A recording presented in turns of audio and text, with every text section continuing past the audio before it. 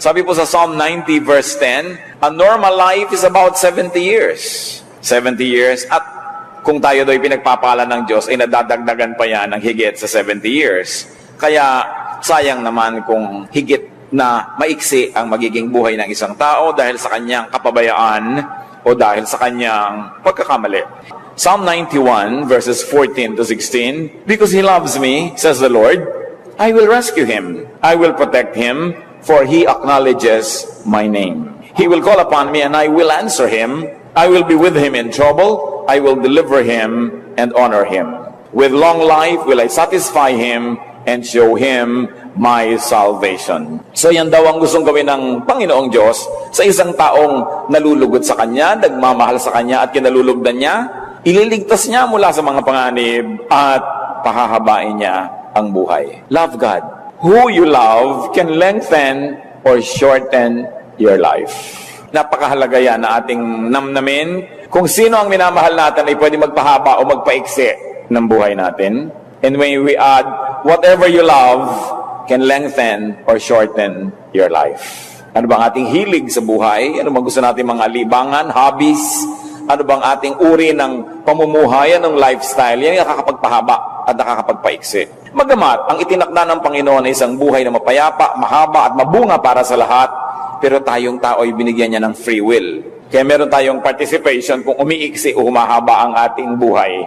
Kaya dapat may ginagawa tayong tama. At una dyan, love God. Then obey God's teachings and commands.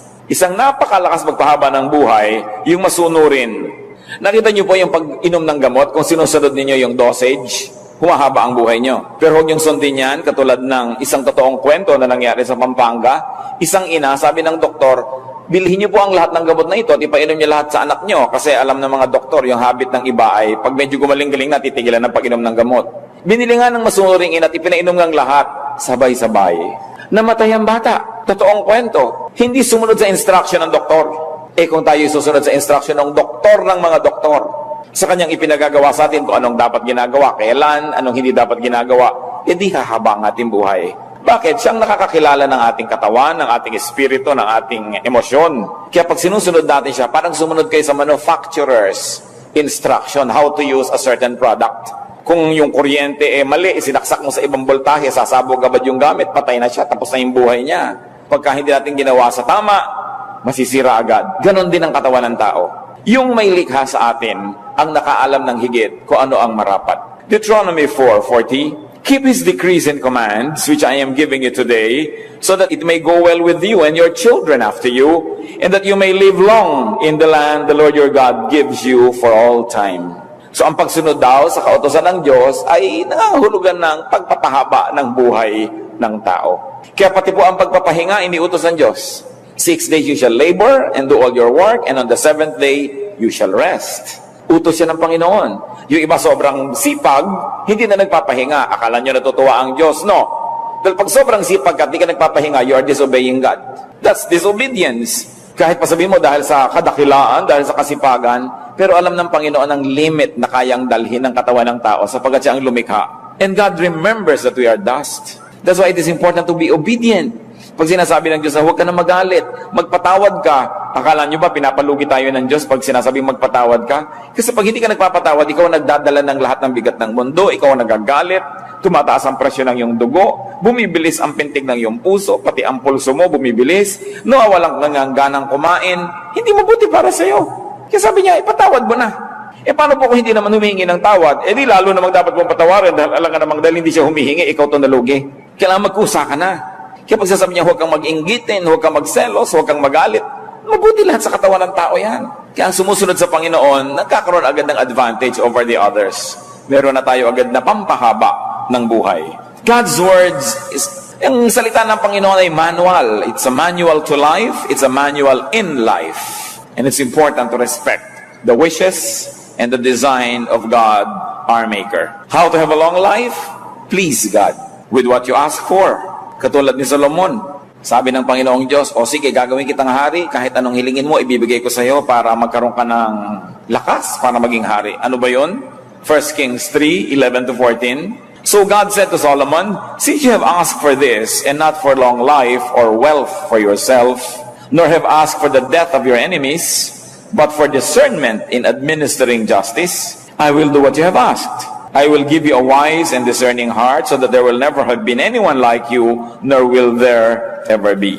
Moreover, I will give you what you have not asked for, both riches and honor, so that in your lifetime you will have no equal among kings. And if you walk in my ways, and obey my statute and commands, as David your father did, I will give you a long life. Natuwa ang Diyos dahil humingi si Solomon ng wisdom instead of kung ano-ano. At sabi niya, nakakatuwa ang hiningi mo, maganda. So pati hindi mo hiningi, ibibigay ko na rin sa'yo dahil natutuwa ako sa'yo. At kung magiging masunurin ka sa aking mga utos, dadagdagan ko pa ang yan, lahat ng yan, ng mahabang buhay. Huwag po tayo magbadaling mamatay, yung mag to die is gain. Nung sinabi ni Paul yun, matanda na siya. No? Hindi naman siya teenager na sinasabi niya, to die is gain. Matanda na rin, talagang pwede na gumraduate. Nagawa na niya ang mga dapat niyang gawin. At saka siguro dahil sa sidhi ng pag-ibig niya sa Diyos, talagang hindi na bali sa kanyang mamatay. Pero life is the primary duty of life. Nilikha tayo ng Diyos, hindi para asamin na mamatay tayo at pumunta sa langit. Nilikha ng Diyos ang buhay, ipinagkatiwala sa tao para kanyang ingatan at ipamuhay ng lubos at ganap. At kung natapos na yon, next chapter, heaven naman. Pero heaven can wait. Hindi mo kailangang apurahin yan. Kasi may ipinagagawa ang tao. Sabi, we were created in Christ Jesus to do good works. So isa itinakdang panahon ng Diyos sa buhay ng tao, meron siyang dapat ma-accomplish. Kaya hindi niya dapat asamin na gumraduate agad dahil meron siyang pwedeng magawa na dito lang sa lupa pwedeng gawin at hindi na sa kabilang buhay. So Proverbs 3:16, long life is her right hand, meaning wisdom's right hand. In her left hand are riches and honor.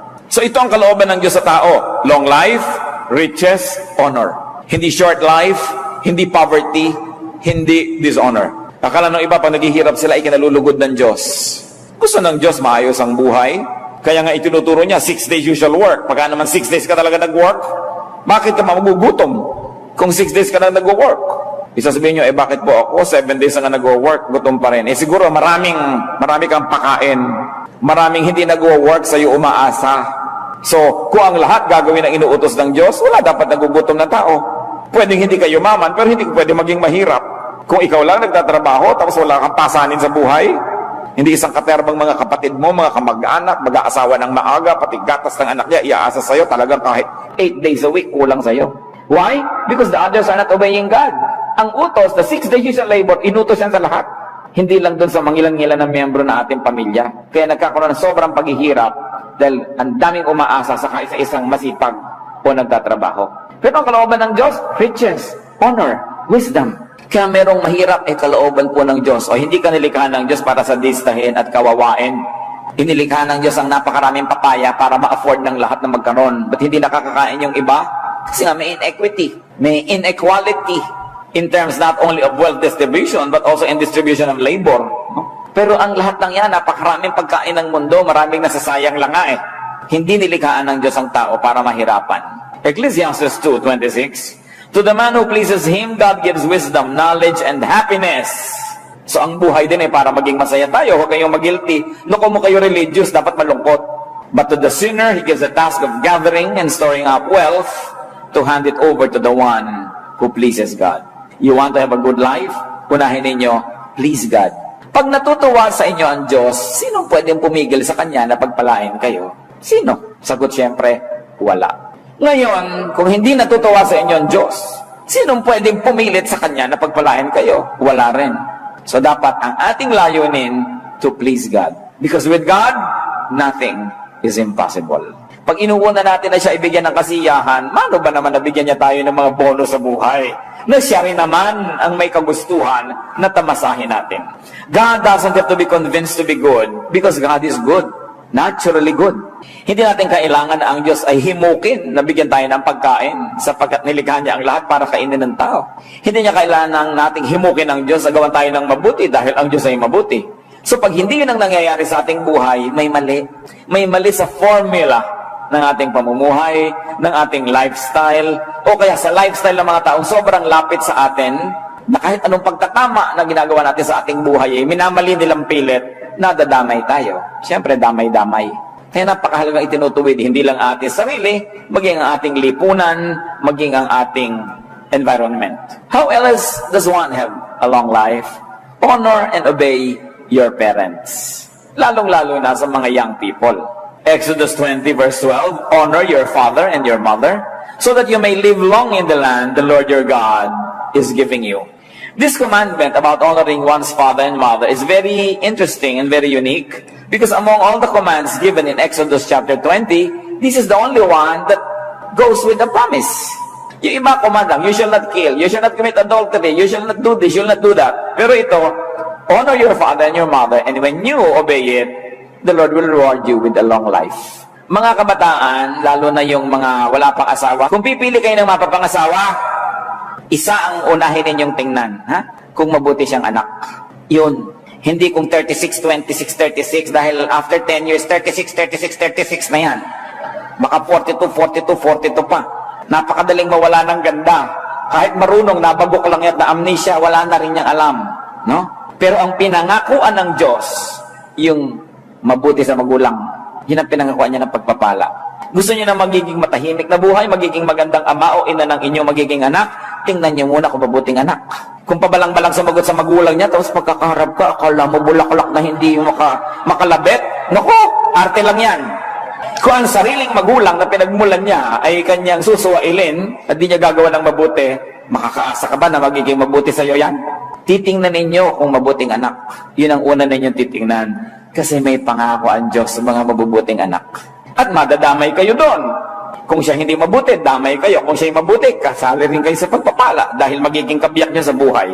Ephesians 6:2-3, honor your father and mother, which is the first commandment with a promise that it may go well with you and that you may enjoy long life on the earth. Bakit nakakapagpahaba ng buhay ang masunurin sa magulang? Dahil sino ba namang magulang magsasabing, anak, eto, mag-smoke ka na. O ito, maglasing ka na, anak. Ito, drugs, ibidili kita. Huwag kang pumasok, umabsent ka, magpuyat ka. Sumali ka sa mga dangerous games, anak. Maganda yan. Diba? Magpagabi ka, hanggang kagabi-gabihan na sa kalsada. Sinong magulang ang magsasabi niyan? Diba ang magulang lalo kang inilalayo sa panganib? Kaya pag masunurin ka, 1/2 na ng panganib natanggal sa buhay mo. Dahil sino bang magulang ang magsusuong sa'yo sa panganib, liban na lang meron siyang mental illness. So, sumusunod ka pa lang, practically speaking, lumalayo ka na sa maraming gulo. Meron pang hindi lang practical, yung beyond practical, yung natuwa ang Diyos sa'yo, kaya lalo kang pinagpapala. Parental teaching is next to God's Word in sincerity, in concern, and in wisdom. Ang tunay na matalinong anak, susunod sa magulang. At kung nalilito siya, kalooban niya o kalooban ng magulang, dahil bata pa siya, pagtiwalaan niya ang kalooban ng magulang. Lima nilang certified talaga ng National Mental Hospital na yung nanay mo hindi pwedeng magpasya, ano? Pero mga young people, pag nalilito kayo, obey your parents. Lalo may track record sila na tunay naman nagmamahal sa inyo kasi wala yung gugustuhin na masama para sa inyo. You want a long life, avoid dishonest gain. Iwasang manggancho at mang 1, 2, 3 ng kapwa dahil nagagalit ang Diyos sa mga nang lalamang. Deuteronomy 25:15-16, you must have accurate and honest weights and measures so that you may live long in the land the Lord your God is giving you. For the Lord your God detests anyone who does these things, anyone who deals dishonestly. So ang unang ipinapakita ditong halimbawa, yung mga nagtitinda sa palengke, o kaya ay namimili ng mga produkto na kailangan timbangin o sukatin, sabi, gusto nyo humaba ang buhay nyo, kailangan patas ang inyong mga timbangan, hindi may mga daya, no? Ang inyong mga pagsukat, tama, sapagkat makadaya man kayo ng tao, hindi nyo naman kayang dayain ng Diyos na nakamata sa lahat ng transaksyon. Sabi niya, binibigyan niya na mahabang buhay yung nakakalugdan niya. Gusto nyo humaba ang buhay nyo, huwag kayong mandaya ng kapwa. Sasabihin nyo, bakit yung isa namin nakakilala ang daya-daya, humaba ang buhay? Pwede yon, pero ano naman yung quality of life? Kung minsan ang dami mong dinaya at lahat ng inipon mo, gagamitin mo lang sa isang pagpapagamot na isang grabing sakit na ubos din, marami pang galit sa'yo. At bakit umiiksi ang buhay ng mga mandaraya? Paano kung nalaman ng taong dinaya mo siya at binalikan ka, tinagakabigla? Umiiksi talaga ang buhay mo. Dahil humahanap ka ng gulo pag nandadaya ka. Alam niyo kung ang lahat lang ng tao susundin ang salita ng Diyos, tahimik ang mundo. Peace on earth. Hindi mo kailangan ng Miss Universe para magka-peace on earth. Susunod ka lang talaga sa Diyos. Proverbs 28:16, he who hates ill-gotten gain will enjoy a long life. Yan daw mga namumuhi sa mga tinutubo sa pandaraya, magkakaroon ng mahabang buhay. Honesty pleases God. Honesty keeps you away from troubles with men. Therefore, you will have a long life. And you want long life, be fruitful. Produced, honest gain. Alam niyo kung sino lang yung gustong mamatay na? Yung walang magastos. So kung ikaw productive, pag may sakit ka, may pambili ka ng gamot, may pampadoktor ka, naiinip ka, may panglibang ka sa buhay, may gusto kang tulungan, natutulungan mo, ayaw mo pang mamatay. Nakita niyo yung mga pharaoh, yung mga emperor, yung lahat mga hari at mga reyna, kutak-kutak at mga elaborate na ritual pag sila'y namatay kasi gusto nilang ituloy pa yung buhay nila next life kasi enjoy sila eh. Pero yung mga slave, naku, gusto na nang mamatay agad dahil yun na lang ang pag-asa nila makatakas sa hirap. So pag tayo po, mabunga sa buhay, dahil marami kang tinatangkilik, marami kang na-enjoy, you naturally want to extend life. That's why to be fruitful, you will naturally position yourself to love life. Sa Matthew 25:21, paano ginantimpalaan yung mabuting manggagawa? His master replied, "Well done, good and faithful servant. You have been faithful with a few things. I will put you in charge of many things. Come and share your master's happiness." Ang pinag-uusapan na natin dito mga kapatid, happiness, hindi na number of years in one's life. Because long life doesn't always mean length. Long life doesn't always mean number of years. But it can mean quality of life. It is not years in your life, but life in your years that make it long. So kung masarap ang buhay mo, high quality ang buhay mo, daig mo pa ang nagkaroon ng mahabang buhay, kahit hindi yun masyadong mahaba. Kasi nalasap mo ang dapat malasap, naabot mo ang dapat abutin, naakyat mo ang dapat akyatin, nakain mo ang dapat kainin, natikman mo ang dapat tikman, you have lived a full life. And of course, the fruitful person will naturally enjoy a higher quality of life. So tayong mga anak ng Diyos, huwag kayong makontentong basta buhay. Kailangan namumunga, hitik na hitik, mabulaklak, mabango, humahalimuyak, maganda, makulay. Dahil sabi ng Panginoong Jesus sa John 10:10, I came that they may have life and have it abundantly. Have it to the full. A great, wonderful, and beautiful life. You want a long life? Live peaceably. Live peacefully. Titus 3:2, remind the people to be peaceable. Huwag palaaway. Gaano karaming tao ang palaaway na agad-agad na putol ang buhay. Interrupted ang life nila because they cross paths with another equally troublesome person. Nag-contest sila, namatay sila pareho o isa ang namatay. Yung mga maiinitin ng ulo, hindi marunong magbigay sa kapwa, lagi nang nagagalit, naghahari-harian, naghahanap ito na umiksi ang kanyang buhay. It's important to clear and unclutter your mind, to unburden and rest your mind, to have a long life. Kaya ang utos sa Philippians 4:6-7, do not be anxious about anything. And the peace of God, which transcends all understanding, will guard your hearts and your minds in Christ Jesus. Huwag daw tayo maging warrior. Because when you always worry, you don't change the situation, but you make yourself miserable. Pag lagi pong nag-aalala ang tao, lagi nag-iisip, laging namamroblema, hindi naman niya talaga nalulutas yung tunay na problema, nadadagdagan pa dahil siya nasisira ang kalusugan. So sabi, ipanalangin mo. With prayers and supplications, bring your request to God. That's what the Bible says. And then, leave it up to God and live as quietly and as peacefully as you can. Walang kwenta yung natutulog ka pero ang babaw ng tulog mo dahil baka merong sumakal sa'yo, nagagalit ka, baka may pumatay sa'yo. Walang kwenta yung naglalakad ka sa neighborhood nyo, iniisip mo baka biglang may sumaksak sa'yo dyan dahil marami kang kaaway.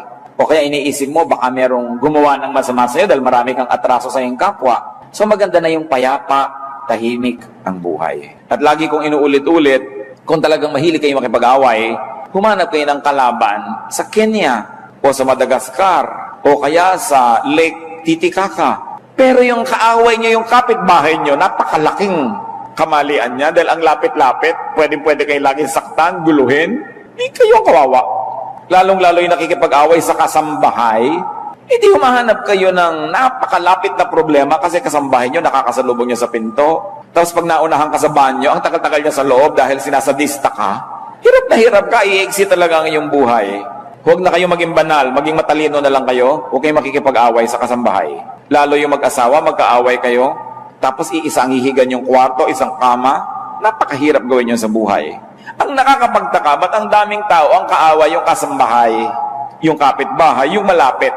and you are within their reach. And they can give you trouble, and you can make their life miserable, and they can make yours miserable as well. So be good, be godly, don't quarrel. But if you cannot be godly, at least be wise. You don't want trouble to come from very near because you are very, very vulnerable. Live peaceably. Ang walang atraso, tahimik ang buhay. Lengthen your life, live healthfully. At usong-uso na niya ngayon. Ang dami-daming spa, lahat gustong magpa-foot detox. Ang lahat ay umiinom ng mga herbs at kung ano-ano. Kasi gusto ng taong lumusog. Nag-gym, nag-exercise, kung ano na pinagagagawa sa buhay. Dahil gusto ng tao ngayon, alam nyo, habaan ng buhay. Dahil kahit pa nga tayo reklamo ng reklamo, ang totoo ay masarap ang buhay. Kung hindi ba naman masarap yan, ba't gusto mong panghabaan? So hindi dapat reklamo ng reklamo ang tao and live healthfully. Take care of your body. Your body is the temple of the Holy Spirit. And if that doesn't appeal to you, at least think that your body is the only temple of your own spirit. Kapag yung temple mo, sira-sira, giba-giba, ano mangyayari sa sarili mong spirituality? Your body is the only physical seat of your life. Nakita nyo, pag bumigay na ang katawan, tapos na ang lahat. Tapos na ang mga pangarap, tapos na ang mga inaasahan, tapos ang excitement. Pagka ang tiyan ayaw na mag-digest o ayaw tumanggap ng pagkain, wala nang appeal ang lahat ng pagkain. Wala nang kahulugan ng anumang bagay. Anong kahulugan ng mga kulay? Anong kahulugan ng magagandang hugis sa isang nabulag? Anong kahulugan ng lahat ng tunog sa isang bingi? So anong kahulugan ng ganda ng mga tanawin kung napakasakit ng nararamdaman mo sa loob ng iyong mga buto? Baliwala. Kaya ang tao pinapahalagahan niya ang kanyang katawan kasi doon lang siya pwedeng makikonekta with the physical world. Your spirit cannot connect with the physical world. It has to be your stomach, your eyes, your ears, your skin. They are the only ones created and equipped by God to perceive, to understand, and to interact with the natural world. So, kailangan inaalagaan mo yung katawan. Isa dyan, napakasimpleng remedyo mga kapatid. Drink lots of water. Water is life. Kaya nga pati ang Panginoong Hesus tinawag na, I am the living water. Ganun ang kahulugan ng tubig sa buhay. Pati si Elijah, isang propeta na gusto nang mamatay dahil napagod sobra. 1 Kings 19:6, he looked around and there by his head was a jar of water. He drank. And you know what happened after he slept? He became strong again. He got revived. Napakahalaga ng tubig. And most people, at least 85% of people, are dehydrated. We don't drink enough water. Ang dami nating ipinapawis, ang dami nating ine-excrete na mga liquids, but very few people really drink enough water. Si Daniel, no, at ang kanyang mga kaibigan na Shadrach, Meshach, and Abednego, sila yung mga royal boys sa Judah, sa Israel, pero nung sila ay naging mga bihag sa kaharian ni Nebuchadnezzar, pinapakain sila ng king's food, pinapainom ng king's wine, they refused. Sila ayaw namin kumain ng mga matataba na pagkain na yan, yung mga masasarap na pagkain ng hari at uminom na kanyang mga alak. Pakainin niyo lang kami ng gulay at painumin kami ng tubig. Sabi nung nagbabantay sa kanila, dahil mga prinsipe naman sila, mahalaga rin sila. Aba, mapapahamak ako pagka nakita kayo ng hina. Pakainin niyo lang kami ng gulay at painumin ng tubig 10 days. Then test our strength. Pagka hindi nyo kami nakitang malakas, edi sige, kakainin na namin pinapakain nyo. At sinubok nga yun at nakita sila higit na malakas. Kaya doon sa kumakain ng karami-raming rich foods and rich drinks. Daniel 1:12, please test your servant for 10 days. Give us nothing but vegetables to eat and water to drink. At hindi sila nalugi. Napakahalaga na umiinom ang tao ng tama. Many drinks are time-released poison. Sa mga hapagkainan, nakikita mo kung minsan kung ano pinapainom ng host, hindi mabuti sa tao. Although masarap sa bibig, masarap ang lasa.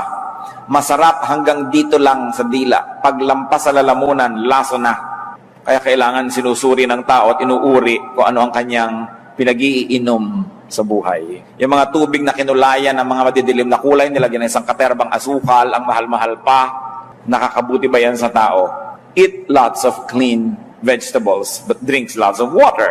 So eat lots of vegetables and green leaves. Ganyan ang nakita nating halimbawa sa Biblia eh. Ang Panginoong Diyos, nung nilikha niya si Adan at si Eva, at tinuruan niya ng kung anong pwedeng kainin, anong sabi niya? All the fruits here you may eat. Right? Except one. So ang tunay na original na kagustuhan ng Diyos sa kainin ng tao, bungang kahoy. Hindi sinabing, yan, yung ahas, kainin ninyo, yung ibon, kainin ninyo. Hindi, later lang nangyari yun. Pero yung unang-unang sinabi ng Diyos, ito, you are free to eat any of the fruits. Ibig sabihin, it comes from the plant kingdom. yung food ng tao, not from the animal kingdom. Noon lamang ang tao ay bumagsak na nagkasala, doon na naisipang unang kainin yung mga kung ano-ano. Daniel 1:15-16, at the end of 10 days, they looked healthier and better nourished than any of the young men who ate the royal food.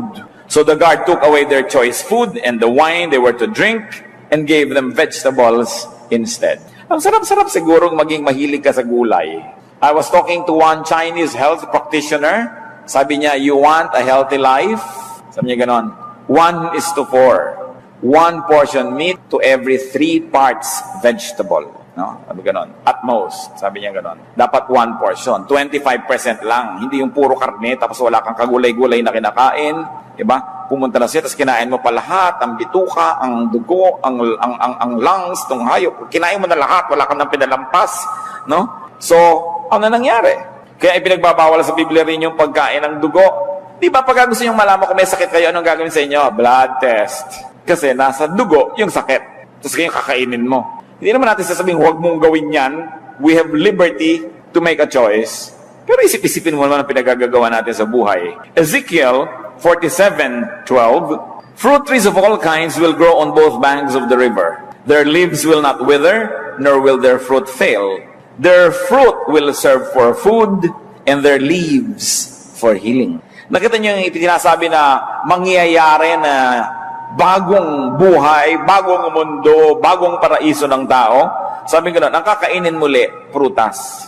Paano ka magkakaibiganin ng cobra kung gusto mo siyang iihaw? No? Paano ka naman magiging kaibigan ng mga hayop kung gusto mo siyang gawing pork chop? No? So, hindi magiging tahimik ang buhay mo. So, sabi niya yan, leaves for healing. So, nasa dahon ang mga pagpapagaling sa tao. You want to be literal? Think herbal. Na talagang nasa mga dahon, napakasarap na kinakain mo yung mga green leafy vegetables. Grade 2 pa tayo, tinuturo na yan na eat green leafy vegetables. No? Pero yung bang ginagawa natin sa buhay? And when you have to fast, fast correctly. May tao po nag-fast, ginaya si Jesus 40 days, namatay. Sa Diyos ko, bakit po ako namatay? Ba't mo ginagaya si Jesus? Si Jesus ka ba? Diba? Hindi ka naman pinag-fast ng 40 days di papako ka na rin, gayahin mo na siya ng lubos. So, sabi sa Matthew 6:16-18, when you fast, do not look somber as the hypocrites do. Put oil on your head and wash your face, so that it will not be obvious to men that you are fasting. In other words, there's a correct way to fast, and there's an incorrect way. So kung talagang convinced ka na magpa-fast, at least get medical advice. Kakayanin ba ng katawan mo yan? Makakabuti ba? Kasi up to a point, it's really good to fast because your body uses your stored energy. Sabi po nila, pag kumain ng tao sa gabi at natulog na siya, titigil ang buong metabolism, so lahat ng kinain niya magiging taba. Dahil hindi naman nagamit Kaya yung iba gusto nila talaga, no eating after 6. Kasi sabi nila, it takes 3 hours to fully digest food. So pagkakain mo, dapat 3 hours ka pang gising bago ka matulog. Pero kung matutulog ka na mamaya, kumain ka pa sa katerba, magiging taba lang yun. Hindi mo magagamit. Yung after 6. Yung iba naman, ang dieta nila, after 6 courses. Tsaka pa lang sila titigil. Kaya talagang hindi natabla-tabla ng anumang dieta. But correct timing, correct bodily condition, motive and technique will also be good if one fasted. Pero dapat tama pati yung motivation. Hindi lang para ipagyabang mo nag-fast ka o dahil lahat may magpa-fast, sasali ka. Dapat may personal conviction. Hindi lang nakikiuso. Take your medication. Yung iba kung naging Christian, ayaw nang uminom ng gamot. Hindi, pagagalingin ako ng Diyos. Well, pwede kang pagalingin sa himala. Hindi naman talaga imposible yon. Pero pwede ka lalong pagalingin kung uminom ka ng gamot mo. Lalo't tama yung gamot mo at tama naman yung prescription. Si Timothy nga anong payo ni Paul? Dahil hindi matagal-tagal ang kanyang sakit ng tiyan, 1 Timothy 5:23, stop drinking only water and use a little wine because of your stomach and your frequent illnesses. So nagpayo si Paul na huwag lang tubig ang inumin, uminom daw ng wine. Alam niyo naman ang wine kasi cleaner than water in many parts of the world, especially during the ancient times. So sabi niya, huwag ka na lang inom ng mga tubig, may mga butete, mga tubig na may mga nakatirang palaka, etc., etc. Dahil kaya hindi ka na gumaling-galing. Uminom ka na lang ng wine at tanggalin mo yung arte mo na Christian kahit hindi ka umiinom niya. Dahil inang makakabuti sa'yo sa kayong kalagayan ngayon.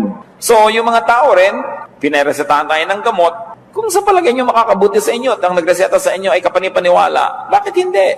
Bakit yung papaghihimalain ng Diyos samantalang pag ininom niya yung gamot, gagaling na kayo? Di mas madali, di ba? So, do what is easier. Use plants for medication, by the way. Isaiah 38:21, Isaiah had said, "Prepare a poultice of figs and apply it to the boil, and he will recover." So sabi ganoon, pag samasamahin ninyo yung mga dahon-dahon, mga halaman, at pagkatapos ay durug-durugin ninyo at itapal ninyo sa inyong mga may kikekwek para kayo gumaling. So huwag niyong nilalait-lait yung mga damo-damo, mga herbs, kasi maging yung si Isaiah, ayan, herbularyo. Huwag lang may mga bulong-bulong, no? Yung mga leaves and roots. Kasi inilagay na ng Diyos sa halaman lahat ng kailangan nating nutrient, lahat ng kailangan nating gamot, lahat ng kailangan nating katawan. Kumisa nga, hindi mo na kailangan yung mga artificial western medicines. Kung alam mo lang ang herb na yung dapat gamitin. Pero ano ginagawa ng marami, nilalait-lait nila yung traditional herbal science ng kanilang lahi. Then they abandon all of this natural healing elements at ang gusto nila puro Western medicine. Well, Western medicine works, but up to a point, because of the specialist orientation ng Western medicine, kung ginagamot ko ang iyong puso, tatampakan kita ng kung ano-anong gamot at wala akong pakialam kung nagka-problema ang kidney mo. Di ba? Kasi puso mo ang pinapagaling ko. Kasi sa Western medicine, kaprakapraso, bahagi, hindi sila holistic. Hindi katulad ng Eastern medicine, even Philippine, Chinese, traditional Asian medicine, buong katawan ng tao kasama sa piniisip, hindi lang yung parte-parte. Kaya ang masama ko minsan, pag sobra kang dependent sa Western medicine, gumaling nga yung original sakit mo, pero may komplikasyon sa ibang bahagi. Kasi, para kang may ipis sa noo, binaril yung ipis, patay ang ipis, butas ang noo mo. Maraming ganun. Ganun din yung mga kuminsan nagkikimo, kuminsan ay nagra-radiation. Yung original complaint, nalulutas for a while, pero may ibang komplikasyon na nangyayari sa iyong katawan. Kaya dapat nag-iisip na rin ang tao, alin ba ang mabuti. Sapagkat hindi natin kailangan umalis sa Biblia para maghanap ng ganito mga halimbawa. Kitang-kita natin pati ang kanilang pagpapalakas sa kanilang katawan. So do not belittle herbology. Do not belittle the traditional use of herbs. Except that it must be done in the right way. And of course, in a hygienic procedure. Live healthfully. Have enough rest and sleep. Tulad po ng binanggit natin kanina. May hangganan ang kaya ng katawan ng tao. At ang taong maka-Diyos, igagalang niya yung hangganan na yon. Don't burn your candle at both ends. Kailangan meron talagang pahinga. 1 Kings 19:4-5, referring to Elijah, he came to a broom tree, sat down under it, and prayed that he might die. I have had enough, Lord, he said, take my life. I'm no better than my ancestors. Then he lay down under the tree and fell asleep. Sa bigat ng mga problema na dumating sa buhay ni Elijah, maging siya na napakadakilang propeta ay ginusto ng mamatay. Pero nung siya ay nakapamahinga, nakainom ng tubig, nakakain ng konting tinapay, na iba ang kanyang orientasyon, lumakas ang katawan at gusto na naman niyang mabuhay. Hindi ko alam kung may kasama tayo dito na kumisan gusto na mamatay. Pero nawa, wala. Pero kung meron, baguhin niyo lang chemistry ng blood niyo, maiiba yan. Ibahin niyo lang. Kumain kayo ng halo-halo. Magngat-ngat kayo ng panotsa. Kumain kayo ng pulot. Eat anything that gives you energy. Baka sa ilang sandali lang, sabi mo kanina, Lord, gusto ko nang mamatay. Nung makakais mo, Lord, joke only. Kung kayo'y parang nagnanais mamatay, sobra kayong depressed, kumain kayo ng kung ano. Kailangang baguhin nyo ang chemistry na inyong blood dahil maiiba ang andar na inyong utak. Importante yon. So kung meron sa inyo, tandaan nyo yan. Ano? Kung ano man yon, lalo yung gusto nyong kainin ninyo. Halimbawa, baling tumaba na kayo ng konti, isang araw lang naman, isang kain. Pero, when you are depressed, remember this. If you're going to remember this whole night, remember this only for this one thing. If you're depressed, change your body chemistry. Immediately eat something that you probably not eaten in a long time. Kahit ayaw ng katawan mo, kainin mo siya. Pag naiba ang body chemistry, maiiba ang takbo ng iyong utak. Take it from Elijah. And rest. Kailangan ng pahinga. Long life means happiness. But remember this, happiness can also mean long life. Lengthen your life with happiness. Maraming problema ang mundo. Bakit kayo laging nanonood ng dramang malungkot? Bakit? Tigilan ninyo ang panonood ng malulungkot na drama dahil pinapalungkot lang kayo. Bakit kayo magpapalungkot ng sarili? Bakit hindi kayo magbaril sa sarili? Mas mabilis. Kita nyo ang Pilipinas, kaya ang dami-dami sa buhay na gulo, away-awayan ng mga kamag-anak, mga aliliit na bagay, awayan sa churches, kasi pinagpapanood ng drama, sampalan ng sampalan, awayan ng awayan. Iisa lang naman ang formula, hindi niya anak ito, yun ang anak talaga, mamaya isa lang nakakaalam, papahabain yung kwento, nagpapaulol naman kayo sa mga kwentong ito. It's a waste of time. Walang mabuting maidudulot sa ating lipunan ng panonood ng mga ganyang drama at pakikinig na sari-saling drama. At kung kayo naman mahilig lang manood ng horror, lalo na, yung natatakot kayo, kinakabahan kayo, napapatili pa kayo, at nagbayad pa kayo, ha? Tapos pupunta sa church para maipanalangin, makakita ng magagandang bagay, umawit, at makarinig ng sermon, tapos pagdaan ng basket, hindi nakikita. Pero nagbabayad para manood ng horror, nagbabayad yan doon sa mga sasakyan na pinaghahampasan ng katawan nila sa hangin, yung mga hilong-hilo kapag baba mo, nagbabayad. Ang mga tao talaga, ba't di gamitin ang utak? So huwag kayo nagsasasakay sa mga ganon. Kailangan ko pa magpupunta rito para sabihin sa inyo yun. Huwag kang manood ng horror dahil natatakot ka. Huwag kang manood ng drama dahil nalulungkot ka. Maiksi ang buhay. Kontian nyo yung lugar para sa lungkot. Kasi kahit hindi kayo umimbento ng lungkot, kusayang darating sa mga tamang panahon. Mamamatayin tayo ng kamag-anak. So huwag na kayong umiiyak dahil may namamatay sa TV na drama. Dahil buhay na buhay pa yung artista doon at nagsha-shopping na sa kinita niya. Kaya naman lungkot na lungkot pa. There will be enough people around us who will die. So don't grieve artificially for this kind of deaths that are fictitious. Huwag niyong galitin ang sarili niyo dahil napakasama nung kontrabida, galit na galit kayo. Ang dami nang nakakagalit talaga sa totoong buhay. Dinadagdagan niyo pa. Kung ako talaga, ipagbabawal ko ang ganyang mga drama-drama. Hindi mabuti sa ating lipunan. Malungkot na lang siyempre sa mga artist at producer. Umimbento kayo ng mas masaya, no? Yung mas maganda, yung nakaka-edify. Life is God's gift. You agree? So love life. Celebrate life. Live life to the fullest. Lengthen your life. And if I may end in this, brothers and sisters, help other people lengthen their own lives. Huwag niyong paiksiin ang buhay ng inyong kapwa dahil tinotorture niyo. Payagan niyo rin silang sumaya. Bigyan niyo rin sila ng lugar. Huwag niyo silang dominahin. Huwag niyong diktahan. Tigi-tigisa lang tayo ng buhay. Hindi ko mo kayo ang may pera, kayo ang may kapangyarihan. Didiktahan niyo ang inyong kapwa. Kasi siya man, isa lang ang buhay niya. Live your life the best way you can and let others live theirs. Aming Diyos, salamat sa mga paalala niyo na ang buhay ay masaya, maganda, mabuti. And life has enough sorrows, enough troubles, enough problems that we should not invent sorrows and problems anymore. Turuan niyo kami, Lord, to be selective kung anong pinapanood, anong pinapakinggan, anong dinidinig, ano ang pinag-uubusan namin ng lakas. Nang ang maiksing panahon dito sa lupa ay matamasa namin ng